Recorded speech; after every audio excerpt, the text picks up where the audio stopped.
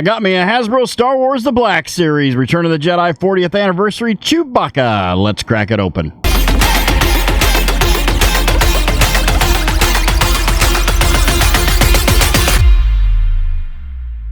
Greetings, toy heads, and welcome to another episode of Go Figure with me, your host, Eli Williams, here on the Digitally Rebastard Network, the action figure show about news, reviews, collecting tips, customizations, kit bashing, everything that goes into this fun, nerdy hobby that you and I both love.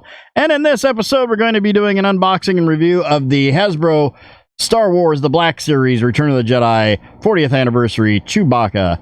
Had this on pre-order from Amazon, just got it in today, which will be 2 weeks prior to this episode airing, because I'm a bit ahead right now.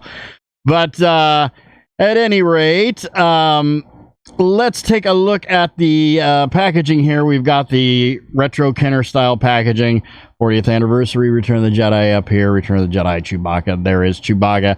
Now, let's talk about the elephant in the room. The artwork on the side here is from when they were on Endor, and this is clearly the Jabba's Palace Chewbacca. But you know, whatever. Kenner logo down here, or on the back here, we have a picture of the wave, which I have that entire wave. I did not repurchase the Emperor and Bib Fortuna, because I already had them in the... I got the Archive Emperor, and I got Bib Fortuna when I got my Jabba. So I didn't have them, but we got a little blurb there about the 40th anniversary. Jibbery-jabbery legal jargon, ages 0 to 3, you know what that means. If your child is not born yet, they shouldn't play with these toys. That's right, you're welcome. Houses of Klingon, Disney, Hasbro, barcode. And let's see if I can get this open without any... Oh, yeah, that just is coming off there. Quite nice. Okay, pull the tray out and to get the accessories out. Okay, oh, that one's taped in. Pull that off. There we go. Let's put that there. Okay, got that, and now we're ready to... All right. Remove all of this, and we're ready for the pedestal. All right, here we've got him on the pedestal. I had to raise the camera up a little bit more than I normally do because it is Chewbacca. And let's take a look at his only accessory, which is his crossbow, or his bowcaster, really. Little nuances here and there on it. Pretty much all one color, black or a blackish gunmetal. I will say this: the bow went on the rifle part very, very easily and very tightly. I know in the past, a lot of the bowcasters that have come with the Chewbaccas, this thing's fallen off all the time. I don't think this one's going to fall off. The scope did come out when I pulled it out of the package, but that went back in effortlessly. So, but yeah, the Chewbacca bowcaster, we've seen it before. It comes with all the Chewies, so there you go. And then here we have Chewie himself. And pretty much a complete reuse except for the head. And that's very obvious. Measuring him up, he stands at right between 7 1/4 and 7.5 inches tall. Chewie's a big boy. Looking at the sculpt again, it is a complete reuse, but the head is a brand new sculpt because we have the head with the chain around the neck. Chain's a little short.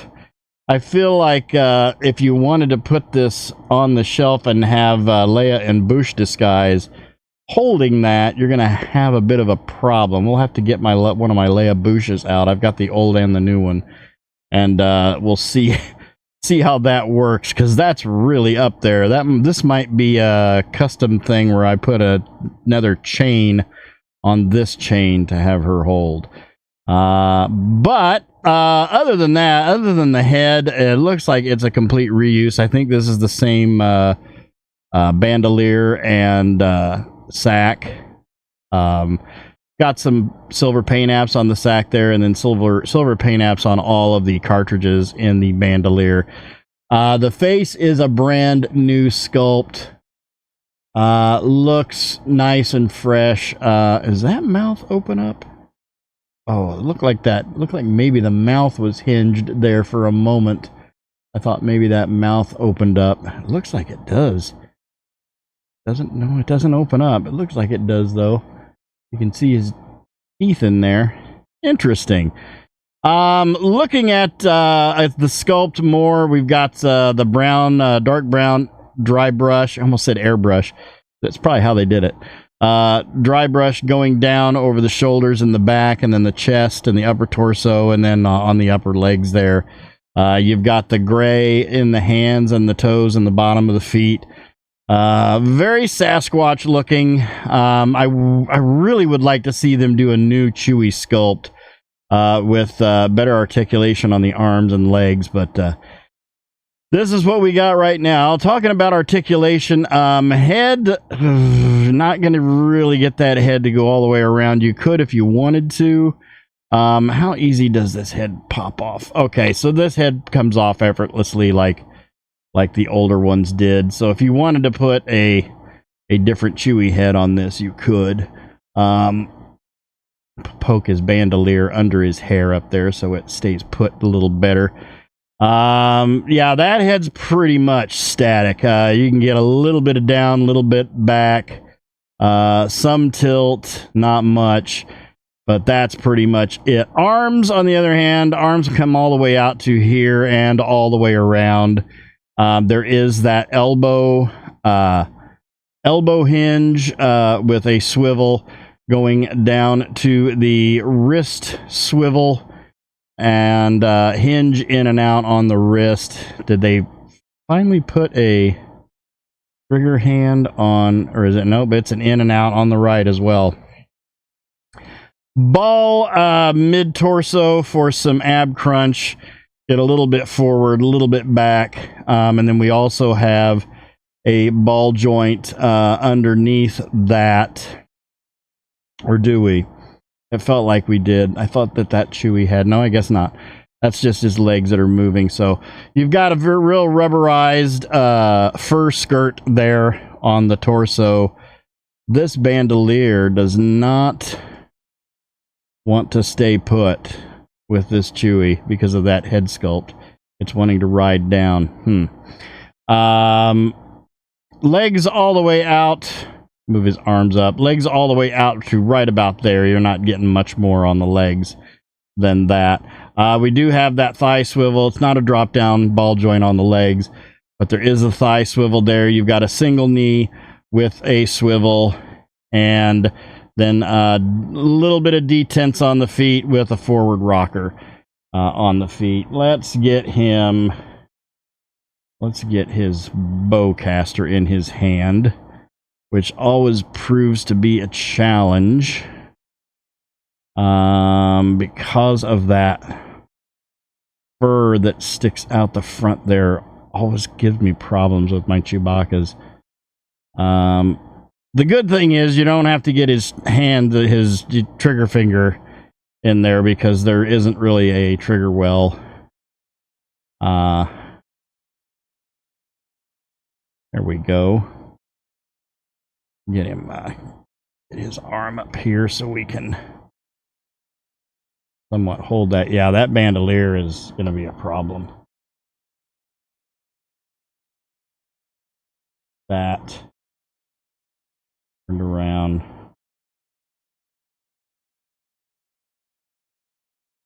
So yeah, there we go. All right, let's pop him off the pedestal and we'll line him up with some other characters and see how he scales up. All right, here we've got him with the Hasbro Marvel Legends series, House of X Wolverine, the Hasbro Star Wars The Black Series, Return of the Jedi 40th Anniversary, Han Solo, Endor, the Mattel DC Multiverse Aquaman movie, Aquaman, and the Hasbro G.I. Joe Classified Series, Lieutenant Falcon. All in all, I like him. Okay. I'll give him, I'm probably going to give him a 6 out of 10. It's the same Chewie sculpt that we've been getting over and over again with a different head, and that's about it. I would really like I said earlier, I'd really like to see, you know, more articulation in the arms, bicep swivel, double elbow, double knees. I feel like, I know you're kind of limited with Chewie because of all the draping hair and everything, but I feel like Hasbro could do it. So yeah, 6 out of 10 for me on this one. It's Chewy. It looks great. I mean, I could probably go up to a 7 out of 10, but again, you know, you've got limited articulation on that head. They should have probably made the collar, where the collar is, they probably should have made the ball go up into the upper part of that head above the collar.